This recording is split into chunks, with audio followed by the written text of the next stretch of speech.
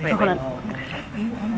Hi, I'm here with a resident right after the city council meeting today, and this gentleman spoke about the process, improper process of UPA installers, and how the risk of fires is increased because of their lack of best practice.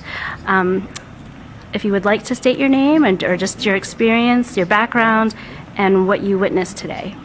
Yeah, Dick Hutter, and my background is I was in the military for 4 years, basic electronic training, worked on B-47s and communication navigation, followed by 2 years. I have a associate engineering degree, a first-class FCC license, and then I started working for UNIVAC in 1959, and I worked on large-scale computer equipment.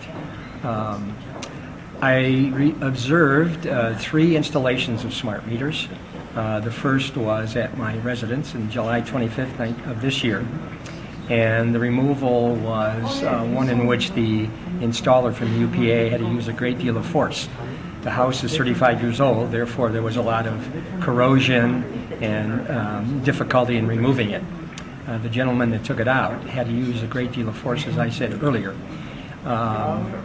After he had replaced the meter with a non-wireless meter, it became apparent to me that common good electrical connection practices were not used, and by that I mean there was no cleaning done of the contacts, no inspection, and if you have a poor electrical connection, that equates to resistance, electrical resistance, which means more current required, which translates into heat. So because no basic electrical connection practices were used, it became apparent that every meter that's removed, whether it be put in a smart meter or any kind of a meter, when you remove it, you're tampering with the connections, and there's a potential problem. And it's that simple. Why nobody has raised the flag? Anybody that has basic electricity background experience, if they were to witness that, and Mr. Kern said that they've been replacing them at so many, couple thousand or whatever it is per year, why nobody has raised the flag to say, we need to clean the contacts, we need to make sure they're aligned properly. And to me, that translates into it would require perhaps an electrical or an electrician, which would cost more money, etc. So it is not the same as unscrewing a light bulb and screwing in another one. It's not complex, but it's not that simple. Now, in your expertise, Councilman Worley and Mark Curran said that the meters are always switched out hot. I assume that means that the power is not turned off? Correct. Is that following best practice? No, it is not. And you can do that. The base of the meter has 4 stab connectors. The top 2 are the line side, or the voltage coming in, 120 at each leg, and the bottom side, 2 stab connectors, are the load side, which is your house.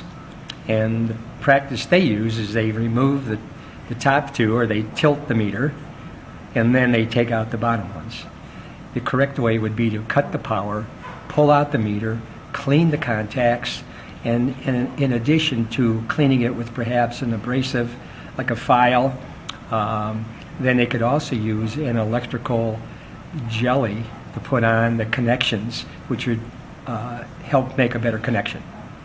And then also perhaps movement of it to make sure it's mechanically stable. So one last question. Should residents feel confident or question if their smart meter was put on without following this best practice? Are they at increased risk, in your opinion, for fires, later on? They are.